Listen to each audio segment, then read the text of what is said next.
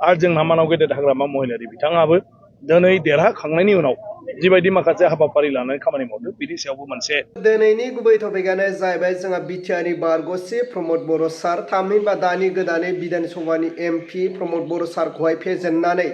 जोंहा बिजेपिनि बा एनडिएनि जोंहा बिस्वजित दैमारि सारा देरहासार जानो हाबाय। दा बेजोंनो जोंहा एमपि एमएलए थासेयावबो मानो इउपिपिएलआ लाथिख' बेनि सायाव दिनैनि गुबै टपिकआ स' रायजोफोर नोंथांमोना फारसेनिफ्राय नायदो लोगोसे खोनासंलांग्रोदो। जोबोद मोजां ओरैनोथ' आगोलनिफ्रायनो आङो केम्पेइननि समनिफ्राय रायजो राजाफोरखौ लोगो मोननाय समाव रायजो राजाफ्रा बयबो बरायदों बयबो गाव गावनो फैदों आरो बयबो नोंथांजों जों दं होनना बुंदों बेखौ लानानै आंहा मोनसे फोथायथि दङमोन आरो बे बाथ्राखौबो आङो बयनिबो फोरमायदोंमोन जे आंहा रायजो राजानि सायाव फोथाय दं आरो बियो दिनै गमामायैनो बे रिजाल्टनि समाव नुजाबाय जे तामुलपुरनि रायजो राजाया माने बयबो आंखौ माने अनसायबाय बा आंनि सायाव मोनसे मिजिं लानानै दिनै आंनो भट होदों आरो बिनि थाखायनो फ्राय 30,000सो भटनि डिफारेन्सआव दिनै देरहानो हाबाय आरो आं बेखौ फेजेननो हानाय बा मानायखौ बुंनो नागिरा अदेबानि मानि थाखाय रायजो राजाया माने बिथांनो भट होदिया माने देरहानो हाजासे आरो माने बिथाङा निस्सय गावनो बेखौ सानगोन आरो बिनि सायाव बिजिरगोन आं सानो खारन बेयो मोनसे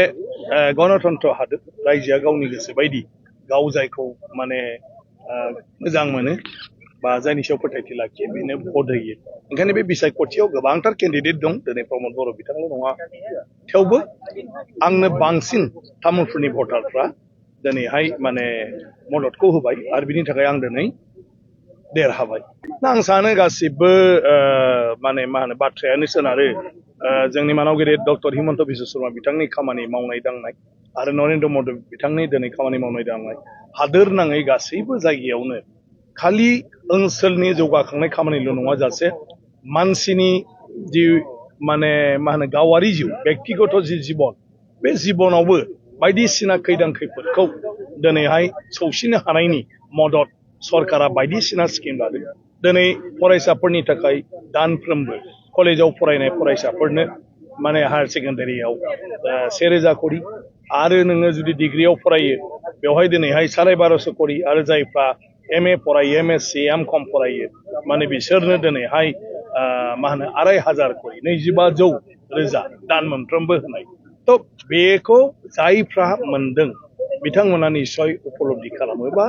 गोसो गोरबोजों मोनदाङो बिनि उनाव दिनै अरुणोदयनि गेजेरजों गोरिब सुबुंफोरनो जि मोनसे अनसुंथाइ होदों दानफ्रोमबो 1250 रां बिनि अनगाबो दिनै गासै आइजोफोरनो गावबा गाव थांनानै थानायनि थाखाय माबा मोनसे मावनो हानायनि दिनै जि महिला उद्यमिता स्किम लादों बे स्किमफ्रा गासै आइजोफोरखौनो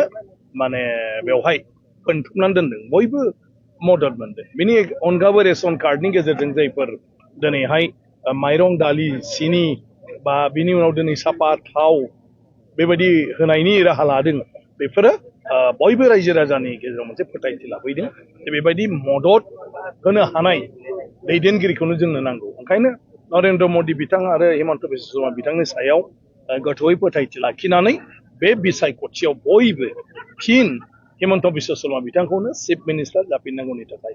मदद खालामदों आसामाव आरो जोंहा मानाव गेदेर हाग्रामा महिलारि बिथाङाबो दिनै देरहाखांनायनि उनाव जिबायदि माखासे हाबाफारि लानानै खामानि मावदों बिनि सायावबो मोनसे रायजोआ फोथायथि दं आरो बे हिसाबै हाग्रामा बिथांनि खावलायनाय लेखाबो बिटिसि ओनसोलनि रायजो राजाया दिनै बिजेपिनि बिजाथिफोरनोबो होदों ना बेथ' दा दैदेनगिरिफोरनि बाथ्रा दा आं देरहादों लसो बेखौ बिथांमोना माने सानगोन सिन्ता खालामगोन गतिके बे मोनसे पार्टियाव गोबांथार दिनै देरहाबाय आरो बे देरहानायनि गेजेराव सोरखौ माबायदि